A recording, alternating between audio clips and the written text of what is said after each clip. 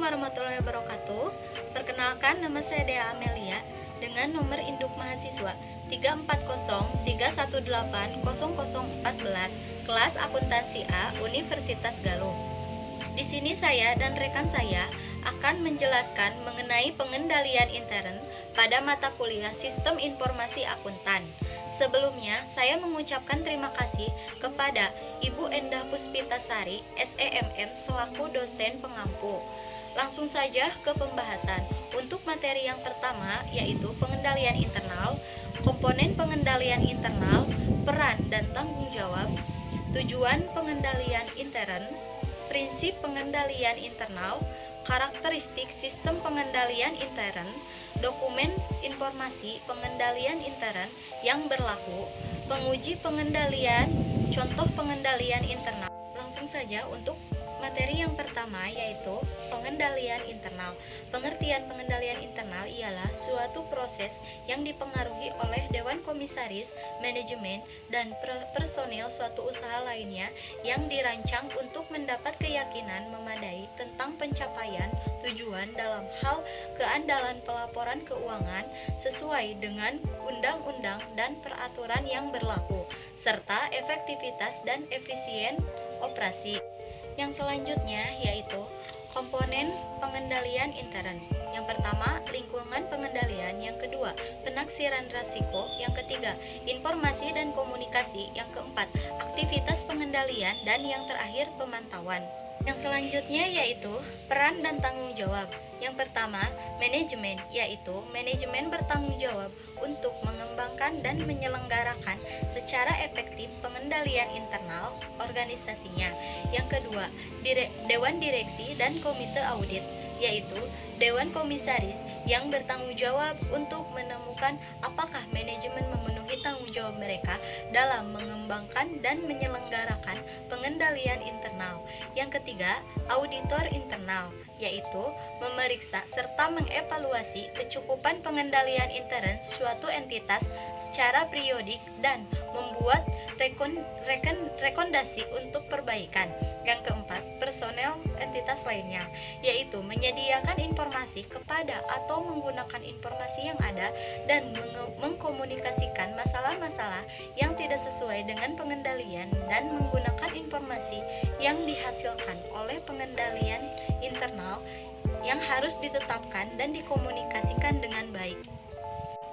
Yang kelima yaitu auditor independen, yaitu menemukan kekurangan dalam pengendalian yang akan dikomunikasikan kepada manajemen, komite audit, dewan direksi bersamaan dengan rekomendasi perbaikan. Yang keenam, pihak eksternal lainnya, yaitu pihak yang bertanggung jawab atas pengendalian internal entitas adalah badan pengatur seperti Bank Indonesia dan Bapepam. Yang terakhir, lingkungan pengendalian, yaitu menetapkan suasana dari suatu organisasi yang mempengaruhi kesadaran akan pengendalian dari berbagai pihak yang merupakan fondasi dari semua komponen pengendalian intern lainnya. Perkenalkan, nama saya Sifani Nur Arab dengan nomor induk mahasiswa 34031800016.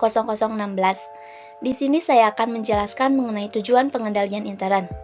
Menurut American Institute of Certified Public Accountant, pengendalian intern itu meliputi struktur organisasi dan semua cara-cara serta alat-alat yang dikoordinasikan yang digunakan dalam perusahaan. Definisi ini menunjukkan bahwa suatu sistem pengendalian intern yang baik akan berguna untuk yang pertama, menjaga keamanan harta milik suatu organisasi. Yang kedua, memeriksa ketelitian dan kebenaran data akuntansi. Yang ketiga, memajukan efisiensi dalam operasi. Yang keempat, membantu menjaga agar tidak ada yang menyimpang dari kebijakan manajemen yang telah ditetapkan lebih dahulu. Selanjutnya, prinsip pengendalian intern. Prinsip pengendalian intern meliputi yang pertama, penetapan tanggung jawab. Penetapan tanggung jawab di sini maksudnya adalah agar setiap masing-masing karyawan dapat bekerja sesuai dengan tugas-tugas tertentu secara spesifik yang telah dipercayakan kepadanya.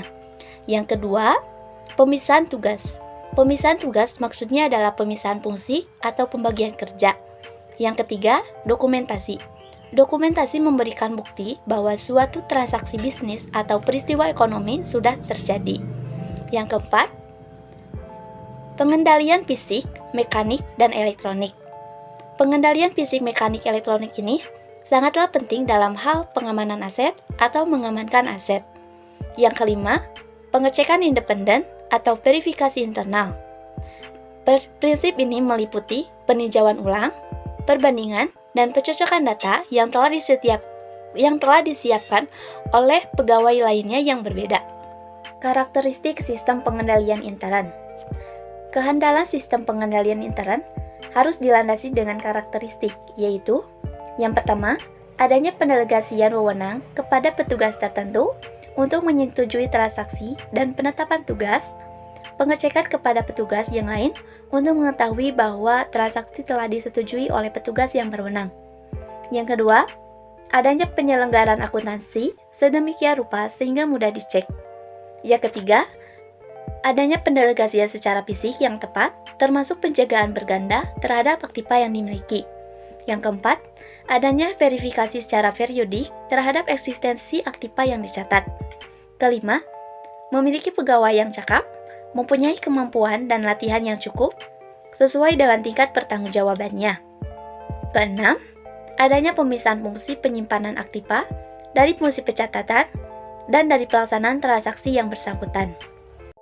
Nama saya Iin Putri Asih, nomor induk mahasiswa 3403180017, kelas akuntansi A. Saya akan sedikit menjelaskan tentang dokumen informasi pengendalian intern yang berlaku, pengujian pengendalian, dan contoh kasus. Dokumen informasi pengendalian yang berlaku ini biasanya ada 3 cara yang digunakan, yaitu 1. Kuesioner pengendalian intern. Kuesioner merupakan cara yang banyak dipakai oleh auditor dalam mendokumentasikan informasi pengendalian intern kliennya. 2. Uraian tertulis, berisi tentang identitas karyawan yang melaksanakan suatu fungsi dan uraian terrinci cara pelaksanaan fungsinya. 3. Bagan alir sistem, suatu sistem yang digambarkan dengan menggunakan simbol-simbol tertentu.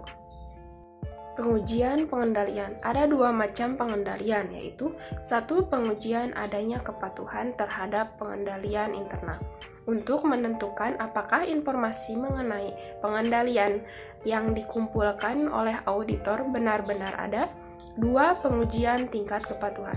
Dalam pengujian pengendalian terhadap pengendalian internal, auditor tidak hanya berkepentingan terhadap eksistensi unsur-unsur pengendalian internal, namun auditor juga berkepentingan terhadap tingkat kepatuhan klien terhadap pengendalian internal. Contoh kasus pada toko kelontong yang beroperasi 24 jam.